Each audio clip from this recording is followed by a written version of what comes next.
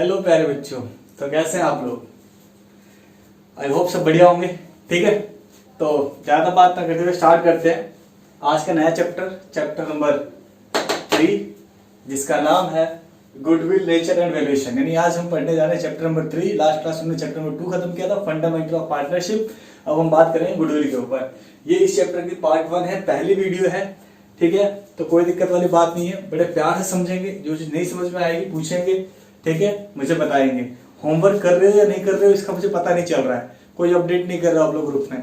ठीक है, तो अभी आप लोग के ऊपर है, करोगे तो आपका फायदा है, नहीं करोगे तो आपका नुकसान है, ये आपको अच्छे से पता है। ठीक है ना, चलिए तो स्टार्ट करते हैं कि आखिरकार क्या होता है गुडविल, है ना। ये वर्ड कोई नया नहीं है आप लोगों के लिए, 11th क्लास से सुनते आ रहे हो। 11th क्लास में भी बताया होगा मैंने कि गुडविल की मीनिंग क्या है। ठीक है, फिर भी एक बार फिर से याद दिलाता हूं उन बच्चों को जो भूल गए हैं। ठीक है ना, देखिए गुडविल क्या है। Goodwill is an intangible assets. ये एक इंटेंजिबल एसेट्स है जिसे हम छू नहीं सकते। है जी, यानी गुडविल का सिंपल सेंस किया जा रहा है, we can't see but feel it. हम इसे देख तो नहीं सकते हैं लेकिन फील कर सकते हैं। चलिए एक एग्जांपल के थ्रू समझते हैं कि क्या होती है गुडविल। जैसे मान लो आप मार्केट में जाते हो तो कुछ ऐसे प्रोडक्ट मार्केट में अवेलेबल होते हैं जिनको खरीदने के लिए आपको सोचना नहीं पड़ता, आप बस उसका नाम सुनते हो और खरीद लेते हो। ठीक है, जैसे अगर मैं बात करूं मोबाइल मार्केट में, तो मोबाइल मार्केट में एक कंपनी है एप्पल। ठीक है ना, तो जब इस प्रोडक्ट, इस ब्रांड की बात आती है तो कोई ये नहीं सोचता कि क्या है, कैसा प्रोडक्ट है, बस एप्पल है ना, बस प्रोडक्ट बिक जाता है, खरीद लेते हैं लोग।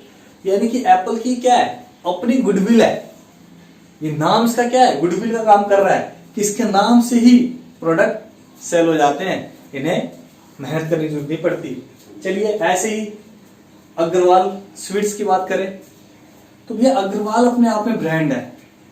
इस दुकान की मिठाइयां बिकती हैं, यूं बिकती है, क्यों? क्योंकि अग्रवाल ने अपनी गुडविल बना रखी है।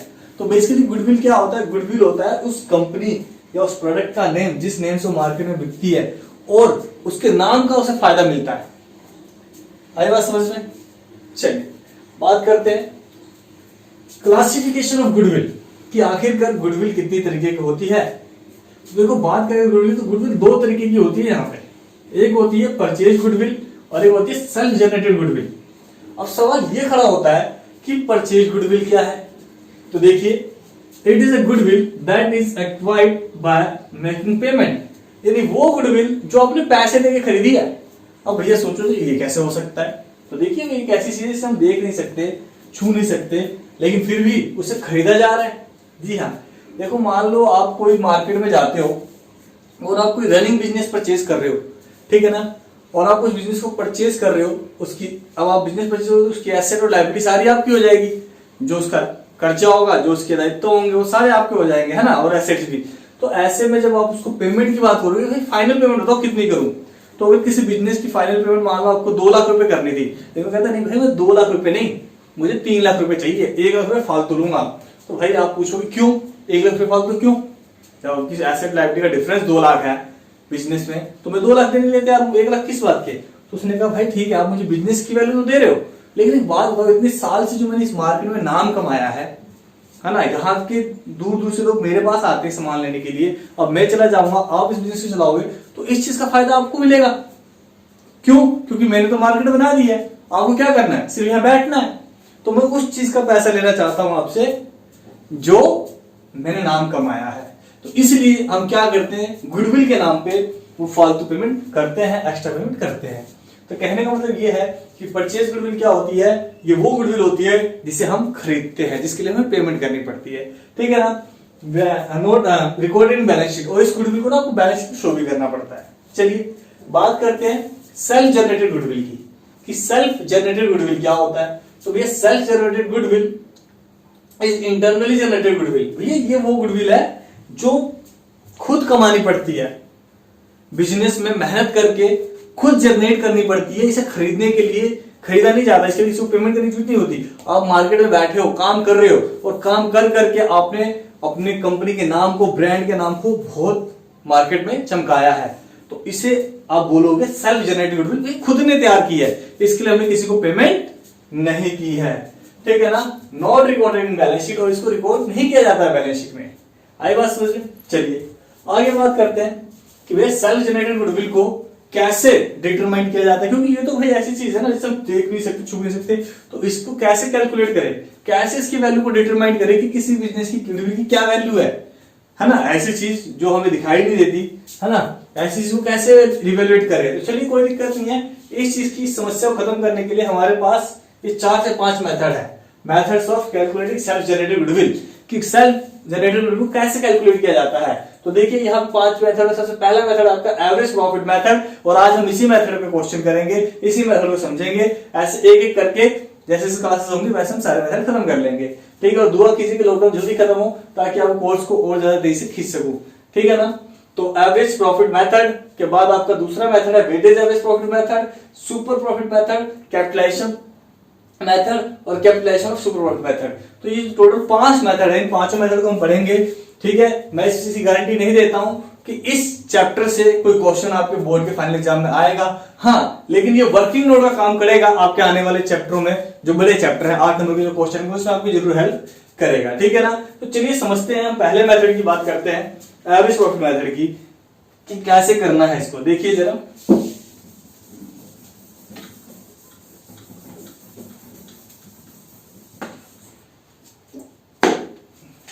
सब बच्चे इधर देखेंगे।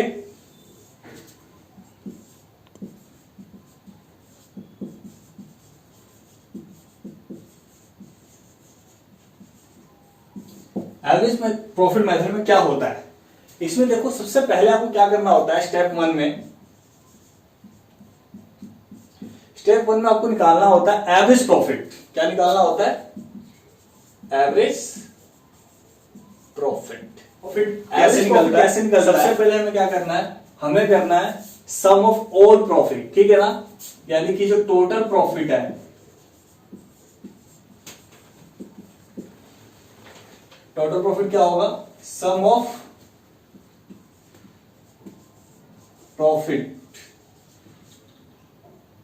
अपॉन में नंबर ऑफ ईयर। यानी कि आपके पास जितने भी ईयर का प्रॉफिट गिवन है, 1 year, 2 year, 3 year, 4 year, 5 year, 6 year, 10 year, जितने ईयर का प्रॉफिट है उसके प्रॉफिट को जोड़ दो, सम कर दो उसका, और उसे नंबर ऑफ ईयर से डिवाइड कर दो, जितने भी ईयर डिवाइड है। इतना करने से आपको क्या मिल जाएगा? एवरेज प्रॉफिट मिल जाएगा। स्टेप 1 आपका हो जाएगा एवरेज प्रॉफिट मेथड का। स्टेप 2 में क्या करना है आपको? स्टेप 2 में करना है आपको कि भैया एवरेज प्रॉफिट तो निकल गया, अब निकालिए मैं गुडविल है जी। तो गुडविल कैसे निकलेगी? जैसे हम बोल सकते हैं value of goodwill.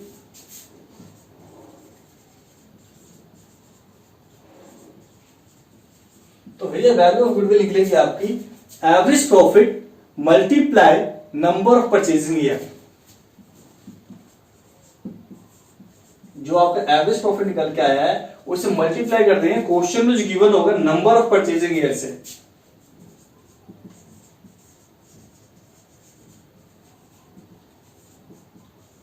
Number of purchasing year कुछ भी हो सकता है, 2 year, 3 year, 2.5 year, 3 year, 4 year, 5 year, कुछ भी हो सकता है, वो क्वेश्चन में गिवन होगा। तो वैल्यू ऑफ गुडविल कैसे निकलेगी? Average profit multiply number of purchasing year. बस इतना कर लो तो आपको क्या मिल जाएगा? एवरेज प्रॉफिट मेथड से आपको वैल्यू ऑफ गुडविल मिल जाएगी। बोलो, आई बात समझ में? चलिए अब याद रखना, यहां पे जो आपको एवरेज, यहां पे जो आपको टोटल प्रॉफिट लेना है ना, टोटल प्रॉफिट लेना है ना, उसमें जो प्रॉफिट लेने हैं आपको, वो कौन से लेने हैं? वो लेने हैं आपको नॉर्मल प्रॉफिट। क्या लेने हैं? Normal profit. यानी कि जिस भी ईयर का प्रॉफिट आपको क्वेश्चन में गिवन है, जिस भी ईयर का प्रॉफिट आपको क्वेश्चन में गिवन है, उस ईयर का प्रॉफिट आपको लेना है नॉर्मल। क्योंकि प्रॉफिट जरूरी नहीं है आपको क्वेश्चन में नॉर्मल दिया हो। अब यहाँ पे नॉर्मल का सेंस क्या है? नॉर्मल का सेंस ये है कि जनरली जो इनकम, जो प्रॉफिट होना चाहिए वो प्रॉफिट नहीं जो एकदम से आ गया, कहीं से उड़ता हुआ आ गया, ऐसे प्रॉफिट को इसमें इंक्लूड नहीं करेंगे। यानी कि इस बात कहने की बात यह है कि नॉर्मल प्रॉफिट है, एक होता है एबनॉर्मल प्रॉफिट, ठीक है ना। तो एबनॉर्मल प्रॉफिट कैसे हो सकता है? देखो सीधी सी बात है कि किसी साल हमने कोई मशीनरी बेच दी, अपनी कोई मशीन बेच दी। जनरली मशीनों को बेचने पे लॉस होता है, ठीक है। और हम ऐसा तो है नहीं कि मशीन हर साल बेचेंगे, कई कई बार बेचती है, तो ये एक एबनॉर्मल एक्टिविटी है जो कभी कभार की जाती है। अब इसके होने की वजह से अगर उस ईयर में हमें उस सेकेंड हैंड मशीन को बेचने में कोई प्रॉफिट अर्न होता है तो हम उसे प्रॉफिट एंड लॉस में रिकॉर्ड करेंगे, जिससे क्या होगा, उस साल का प्रॉफिट जो है इंक्रीज हो जाएगा। तो अब उस साल का जो प्रॉफिट है जो निकल के आएगा वो उस साल का प्रॉफिट नॉर्मल प्रॉफिट नहीं कहलाएगा। तो क्योंकि वो प्रॉफिट नॉर्मल नहीं हुआ तो अब आपको क्या करना पड़ेगा, उस प्रॉफिट को नॉर्मल करना पड़ेगा। तो सिंपल सी बात है, जो आपने किया था उसे वापस ले लो। आपने प्रॉफिट एंड लॉस में क्या किया था, प्रॉफिट एंड लॉस में आपने उस प्रॉफिट को रिकॉर्ड कर लिया था, यानी कि प्लस कर लिया था इनकम साइड में, प्रॉफिट साइड में, है ना। अब क्या करना है, उसे माइनस कर दो। यानी कि नॉर्मल प्रॉफिट को आपको निकालने के लिए क्या करना होता है कि जो भी आपका प्रॉफिट है, जो भी आपका प्रॉफिट है उसमें अगर आपने कोई एब नॉर्मल प्रॉफिट ऐड कर रखा है तो उसे कर दो माइनस। क्या कर दो, माइनस कर दो एब नॉर्मल प्रॉफिट।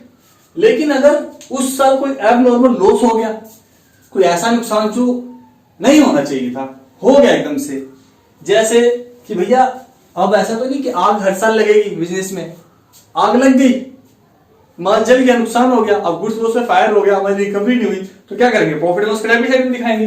अब ये प्रॉफिट लॉस डेबिट साइड में उस साल के प्रॉफिट क्या करेगा, उतने से कम कर देगा। तो क्या हर साल आग लगेगी क्या, नहीं, ये क्या एबनॉर्मल एक्टिविटी है ना। तो ये एबनॉर्मल लॉस होने की वजह से हमारे प्रॉफिट को इफेक्टेड करेगा। तो क्या करना है, इसने हमारे प्रॉफिट को घटाया होगा, नॉर्मल प्रॉफिट जानने के लिए क्या करूंगा, इसे दोबारा से प्लस कर दूंगा। तो इसमें प्लस कर देंगे एबनॉर्मल लॉस। बोलो क्लियर है क्या। देखो नॉर्मल एबनॉर्मल में जरा सा फर्क है। नॉर्मल जो होना चाहिए था, जो होता है, नॉर्मली होता है, कोई दिक्कत नहीं है। एबनॉर्मल जो नहीं होता, कभी कभी कभी कभार होता है, जिसके चांसेस नहीं होते होने के। जैसे कि भैया नॉर्मल है, बारिश हो रही है, कोई बिना छाते के बाहर घूम रहा है, भीगेगा भीगेगा, नॉर्मल है। लेकिन कोई भाई बारिश हो रही है, बिना छाते के घूम रहा है और तब भी नहीं भीगा, ये एबनॉर्मल है, ठीक है ना। तो सीधी सी बात है, प्रॉफिट में अगर आपका एबनॉर्मल प्रॉफिट है उस साल तो उसे माइनस कर दो, और कोई एबनॉर्मल लॉस है तो उसे प्लस कर दो। इतना करने के बाद आप इजीली क्या कर सकते हो, इस क्वेश्चन को अटेंड कर सकते हो। एक सिंपल सा क्वेश्चन करके दिखाता हूं, अभी समझ में आएगा आपको, ठीक है। अब देखो बात ऐसी है कि जैसे कि आपने समझे इस बात को कि भैया प्रॉफिट, अगर किसी के में प्रॉफिट के साथ लॉस है तो कुछ नहीं करना, जहां हम सम कर रहे थे उस सम में लॉस को क्या कर देंगे, माइनस कर देंगे, यानी प्रॉफिट सारे प्लस हो जाएंगे और लॉस माइनस हो जाएगा, कोई दिक्कत नहीं। चलिए एक क्वेश्चन करके दिखाता हूं, देखिए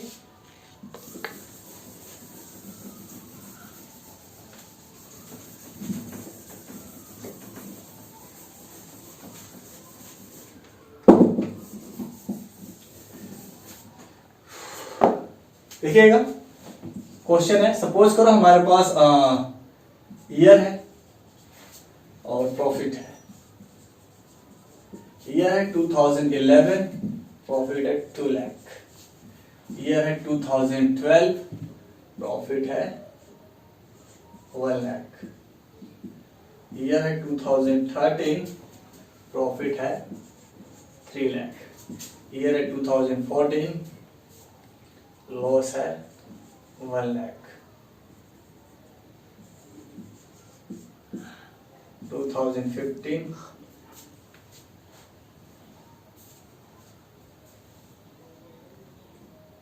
1 लाख का प्रॉफिट है, ठीक है ना। आपके पास ये डाटा गिवन है क्वेश्चन में कि आपके पास ये कुछ ईयर्स हैं और कुछ ईयर्स को प्रॉफिट लॉस गिवन है। कह रहा है आपको एवरेज प्रॉफिट मेथड यूज करके गुडविल बतानी है ना। तो find the value of goodwill of on the year purchase by using average profit method, ठीक है। क्या कह रहे हैं क्वेश्चन में कि भैया आपका कुछ साल का प्रॉफिट गिवन है, ठीक है, और कह रहा है find the value of goodwill on the basis of 3 year purchases by using average profit method. यानी कि आपको एवरेज प्रॉफिट मेथड यूज करके पिछले 3 साल को परचेजिंग ईयर आपको गिवन है, परचेजिंग ईयर बेस मान के आपको क्या करना है, गुडविल कैलकुलेट करनी है, ठीक है। चलिए तो इसको करते हैं, कोई दिक्कत वाली बात नहीं है, समझते हैं कैसे होगा। देखिएगा सब इधर,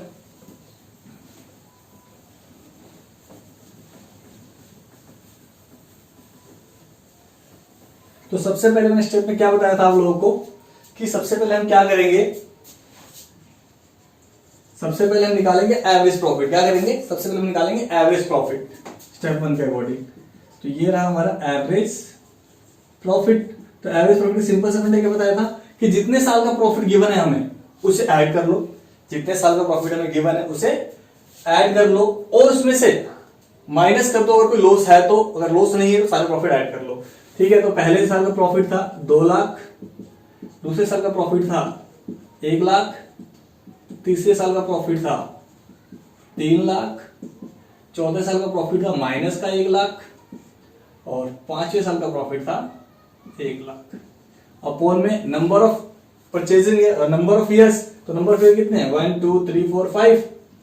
चलिए तो जोड़ लेते हैं इसे, कितना हो गया 2 1 3 3 6 1 7, 7 में से एक क्या बच गया 6 है जी, या हाँ ठीक है। तो 3 2 5 और 6, 6 में एक क्या 7, 6 में एक 7, 7 में एक 6, तो भैया 6 लाख आपका जो है टोटल आया डिवाइड बाय 5। तो इसे डिवाइड करो कितना आएगा 5 5 और 5 5 10, 1,20,000। तो एवरेज प्रॉफिट कितना आ गया आप लोगों का 1,20,000।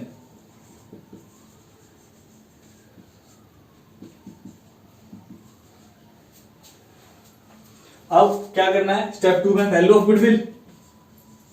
तो वैल्यू ऑफ गुडविल क्या था आपका तरीका नेक्स्ट स्टेप में, भैया एवरेज प्रॉफिट को मल्टीप्लाई कर दो नंबर ऑफ परचेजिंग ईयर से। तो एवरेज प्रॉफिट कितना है 1,20,000 और क्वेश्चन में नंबर ऑफ परचेजिंग ईयर कितना दे रखा है 3, तो ये 3 से मल्टीप्लाई कर दो कितना आ जाएगा 1 2 3 4 2 3 6 3,60,000।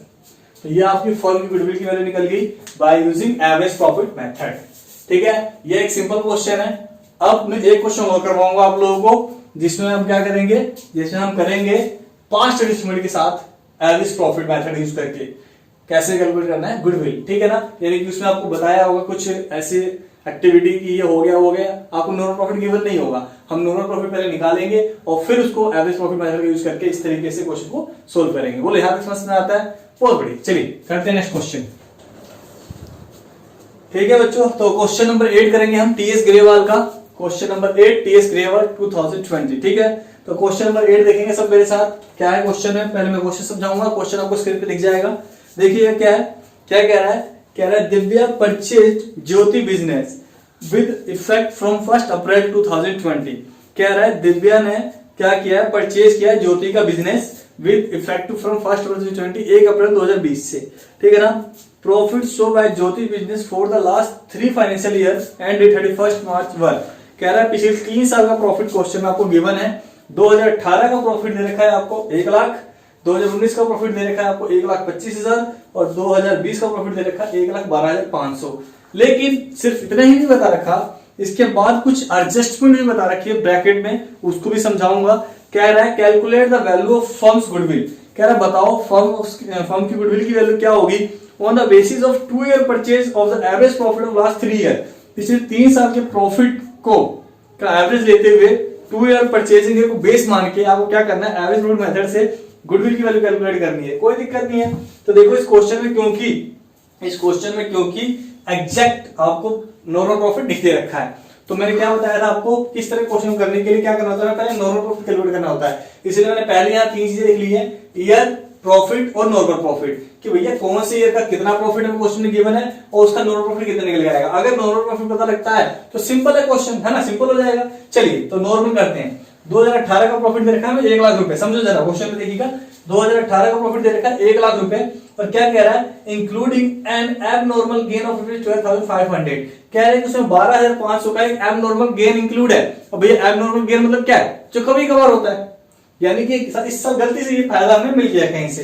तो एक बात बताओ, इस एबनॉर्मल गेन ने हमें प्रॉफिट को इंक्रीज कर दिया होगा, तो मुझे नॉर्मल प्रॉफिट जानना है। तो भैया इंक्रीज कर दिया होगा तो क्या करूंगा, इसको माइनस कर दूंगा, इनमें से माइनस कर दूंगा 12,500।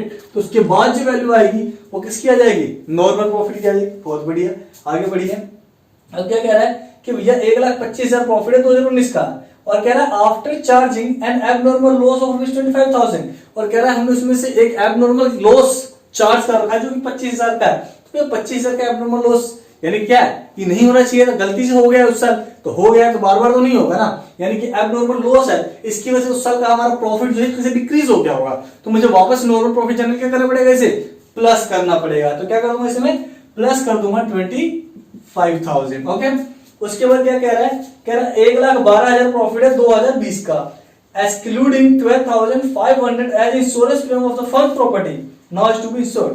कह रहा है भैया 12,500 का फर्म की प्रॉपर्टी का इंश्योरेंस था जिसे हमने रिकॉर्ड नहीं किया, तो ये गलत बात है, आपने इस चीज को रिकॉर्ड नहीं किया होगा, तो उस साल का प्रॉफिट इतने से कम आ रहा होगा, तो आप इसे रिकॉर्ड करो, इतने इससे रिकॉर्ड करोगे तो आपका एक्सपेंस और एक्सपेंस आपके प्रॉफिट को डिक्रीज करता है, इसलिए 12,500 से क्या कर दूंगा, माइनस कर दूंगा। अब जो वैल्यू इसकी आएगी वो नॉर्मल प्रॉफिट की वैल्यू होगी, और फटाफट हम क्या करेंगे, उसे कर लेंगे। चलिए फटाफट करते हैं।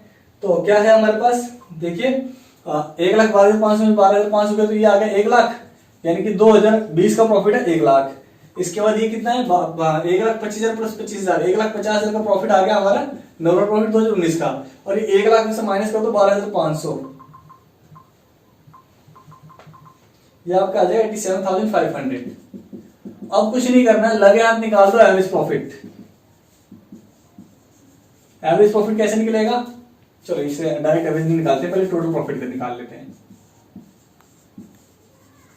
टोटल प्रॉफिट कैसे निकलेगा, सम कर दो, तो ये हो गया 2,50,000 है जी, 2,50,000 जमा 87,500, ये आपका हो गया 3,37,500। अब हमें क्या करना है, गुडविल के लिए निकालनी है, सबसे पहले निकाल लेंगे एवरेज प्रॉफिट है जी। एवरेज प्रॉफिट कैसे निकलता है ये बताया मैंने आपको, टोटल प्रॉफिट अपॉन में नंबर ऑफ ईयर, तो 3,37,500 डिवाइडेड बाय 3, तो इसको डिवाइडेड बाय 3 कर दो तो कितना आएगा, ये आपका आ जाएगा 1,12,500। हमें चाहिए गुडविल, तो ये आ गई value of goodwill, value of goodwill आ जाएगा आपका 1,12,000 multiply number of purchasing year, question में परचेसिंग ईयर कितना था 2 ईयर है जी, तो मल्टीप्लाई बाय 2, आपका आंसर आ जाएगा 2,25,000, ये आपका आंसर हो गया।